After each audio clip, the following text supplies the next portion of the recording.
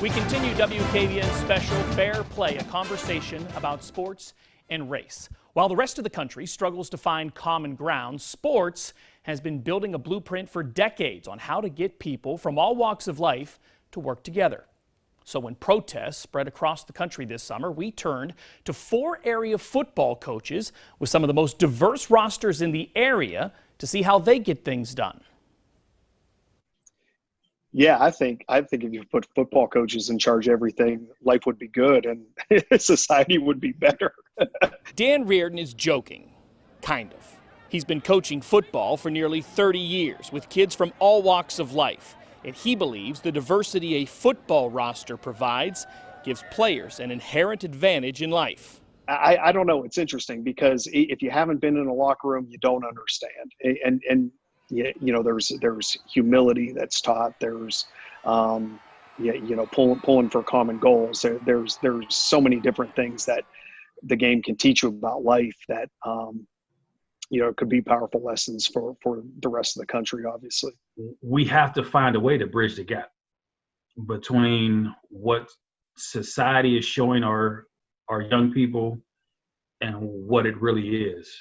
CHANEY head coach Chris AMILL has invited Youngstown police officer and longtime football friend Frank Rutherford to come speak to his players to help bridge that gap. He's also planning daily check-ins with every player in hopes of providing them a safe place to talk. You can learn a lot from kids because kids just naturally care and love. Hate, racism, and all that stuff is taught. When you're a part of a team, when you're a part of a program, everybody's a brother, everybody's a sister, everybody's an uncle, everybody. It doesn't matter what color you are. That means nothing to us. CHET Allen will coach more than 30 kids this season at Liberty from all different socioeconomic backgrounds. We're all in this together no matter what people say. You know, in this locker room, we're a family. Focus in. At Hickory High School, head coach Bill Dungy has one of the most diverse rosters in the valley, with kids from rural areas to the suburbs to public housing. He's experienced racism firsthand, and as a leader of young men, feels obligated to address these issues. Personally, I learned to grow and learn differences about culture, because really it's about accepting differences and really celebrating differences and not being afraid of it. I think my greatest contribution has to be to teach them how to be great young men and to be productive citizens of society, because they're going to be men longer than they're going to be football players. You know, if kids come through our program and play on our team, whether it's 1 year, 4 years, whatever it is, if they don't have a significant amount of growth as a person, then we failed as coaches. A perfect example of teams bridging the gap this summer came at CHANEY High School. Head coach Chris AMILL invited members of the Youngstown Police Department to speak to his kids and practice with the players. It was an opportunity for them to work out together and learn from each other. There we go. Hey! Hey! Every football practice at CHANEY High School will start the same this season. Not with a huddle break, but with a conversation.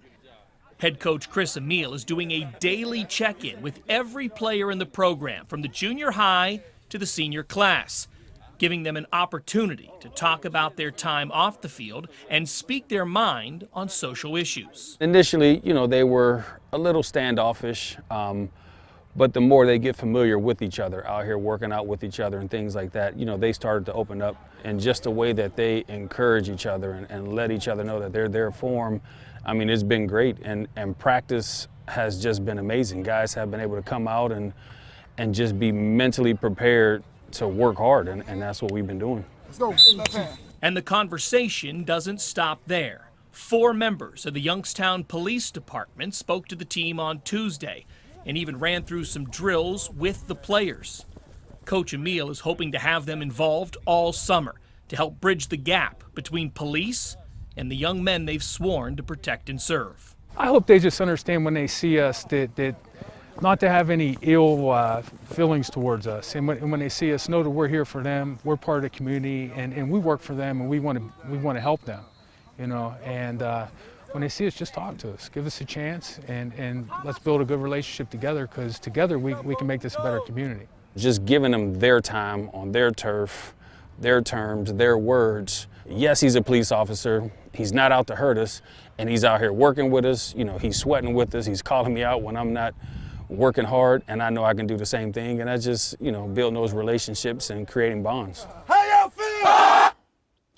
Coach AMILL's program has gained some national attention. In fact, it was one of the big reasons he was asked to meet with Vice President Mike Pence when he visited Youngstown earlier this summer. We'll be right back.